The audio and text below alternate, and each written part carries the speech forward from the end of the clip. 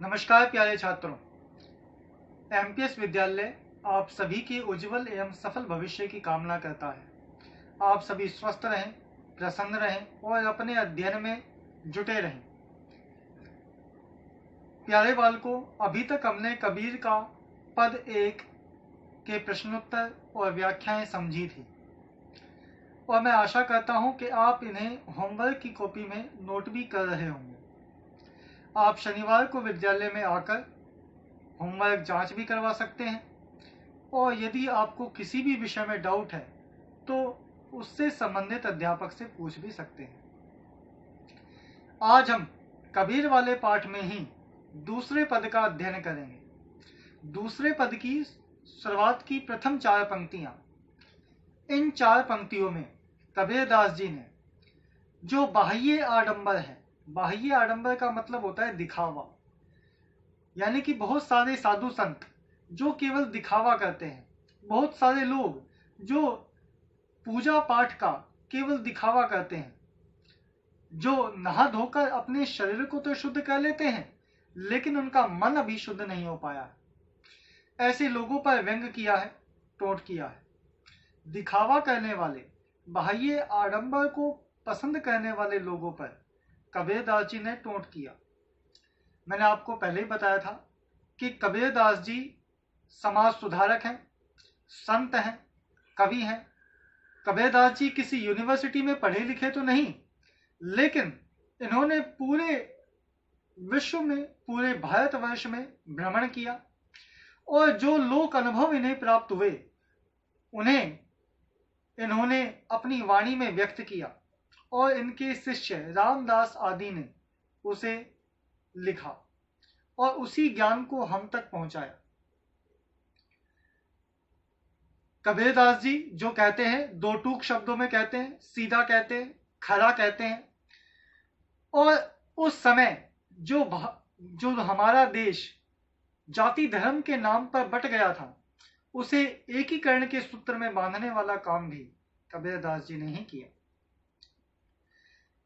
कबीरदास जी ने उस समय बढ़ रहे दिखावे और आडंबर प्रिय लोगों पर व्यंग किया और उन्हें सच्ची भक्ति, सच्चे ईश्वर के स्वरूप और सच्चे ज्ञान के दिग्दर्शन करवाए।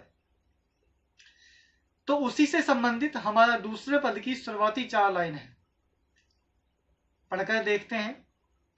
कबीरदास जी कहते हैं, संतों देखत जगत बुराना, संतों देखत जगत बुराना, साच कहे तो मारन धावे, झूठे जगपतियाना। संतों देखत जगत बुराना, नेमी देखा धर्मी देखा, प्रात करे स्नाना। आतम मारी पखा नहीं पूजे, उनमें कछु नहीं ज्ञाना।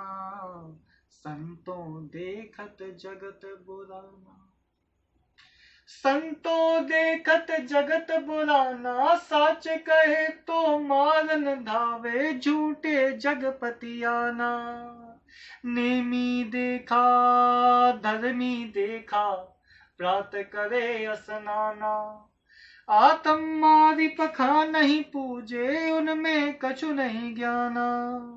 संतों देखत जगत बुराना, संतों का मतलब है सज्जनों। देखत का मतलब देख लो, जगत का मतलब संसार, बुराना का मतलब पागल। कि हे सज्जन पुरुषों, आप देख लो, यह संसार पागल हो गया है। क्यों भाई, क्या मैं पागल हूं? क्या आप पागल हो? या फिर कबीरदास जी पागल हैं जो कह रहे हैं कि संसार पागल हो गया? नहीं, ना आप पागल, ना मैं पागल, ना कबीर पागल। पागल तो वे लोग, कौन से लोग? जो साच कहे तो मारन धावे। साच का मतलब होता है सच, सत्य। कहे का मतलब कहने पर, कहते हैं तो। मारन का मतलब मारने के लिए। धावे का मतलब भागता है। झूठे जगपति आना, झूठ का मतलब होता है असत्य। जग का मतलब संसार और पतियाना का मतलब होता है विश्वास। यानी कि कबीरदास जी कहते हैं कि हे सज्जन पुरुषों, देख लो, यह संसार पागल हो गया। अगर झूठ बोलते हैं तो विश्वास कर लेता है और सच बोलते हैं तो मारने के लिए भागता है। जब संसार के लोगों को सच्चाई, सच्ची भक्ति, सच्ची शिक्षा दी जाती है तो वे विश्वास नहीं करते हैं, और जब उनसे झूठ बोला जाता है, दिखावा किया जाता है, तब वे उस बात पर विश्वास कर लेते हैं। जैसे उदाहरण के लिए अध्यापकों द्वारा छात्रों से हमेशा कहा जाता है कि आप ध्यान से पढ़िए, लेकिन छात्रों को वो अच्छा नहीं लगता, और अध्यापक ये कहे कि खेलो कूदो मजा लो, तो छात्रों को आनंद आएगा, अच्छा लगेगा। यानी कि जो बुरी आदतें हैं वो हमें जल्दी खींच लेती हैं, और जो अच्छी चीजें हैं उनसे हम दूर रहते हैं। कबीरदास जी भी यही कहते हैं कि हम ईश्वर के सच्चे स्वरूप को नहीं पहचानते। संसार के पाखंडी लोग हमें पाखंड दिखाते हैं और हम उस पाखंड में तो विश्वास कर लेते हैं और उस ईश्वर के सच्चे स्वरूप को कभी नहीं पहचान पाते हैं। इसलिए कबीरदास जी ने कहा है कि हे सज्जन पुरुषों, तुम देख लो, संसार पागल हो गया है। सच कहते हैं तो मारने के लिए भागता है, और झूठ बोलते हैं तो वो विश्वास कर लेता। नेमी देखा धर्मी देखा प्रात करे स्नाना। नेमी का मतलब होता है नियम, धर्मी का मतलब धर्म, देखा का मतलब देख लिया, प्रात का मतलब प्रातः सुबह, कले स्नाना का मतलब स्नान, नहाना। कबीरदास जी कहते हैं कि मैंने बहुत से धर्म का आडंबर करने वाले, नियमों को कठोरता से पालन करने वाले लोग देखे, जो सुबह सुबह स्नान कर लेते हैं और नहा करके अपने आप को शुद्ध मानते हैं कि हम तो पवित्र हो गए भाई, हमने स्नान कर लिया, हम तो पवित्र हो गए।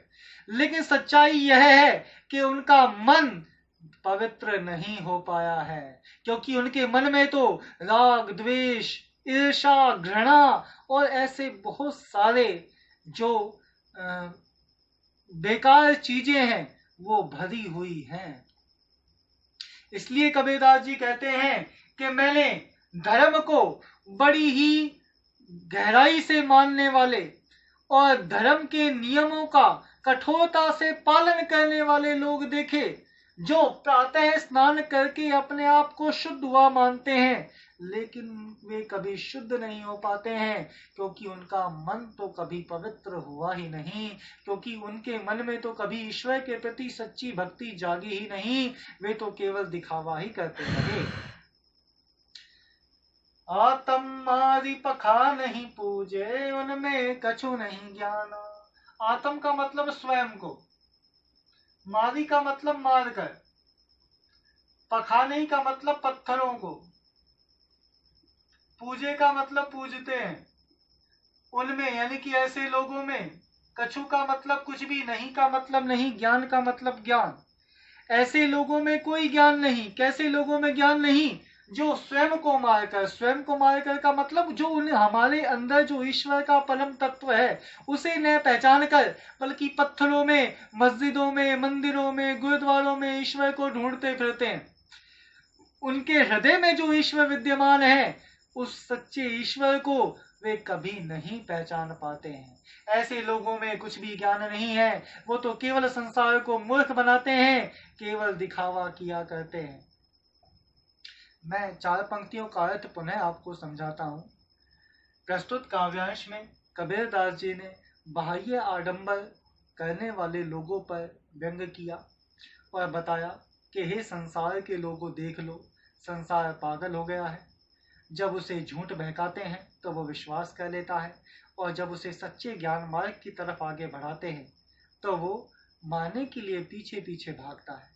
कबीरदास जी कहते हैं कि मैंने धर्म के नियमों को गहराई से मानने वाले बहुत सारे लोगों को देखा, बहुत सारे आडंबरी लोगों को देखा, दिखावटी लोगों को देखा, जो प्रातःकाल स्नान करके स्वयं को शुद्ध हुआ मानते हैं, लेकिन उनके मन में कभी ईश्वर के प्रति ऐसी सच्ची आस्था जागी ही नहीं, इसलिए वे कभी आत्म रूप से कभी शुद्ध हो ही नहीं पाए।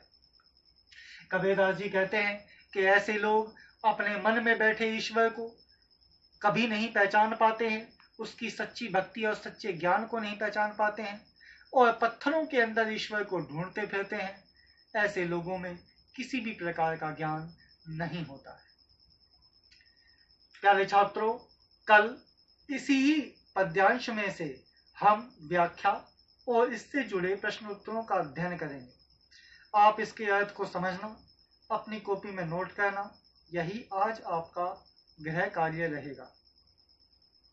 यदि आपको कुछ समझ में ना आए तो फिर मुझसे आप मेरे पर्सनल नंबरों पर मैसेज करके या फोन करके पूछ लेना। आप ध्यानपूर्वक अपने अध्ययन में लगे रहें। विद्यालय आप सभी के उज्जवल और सफल भविष्य की कामना करता है। धन्यवाद।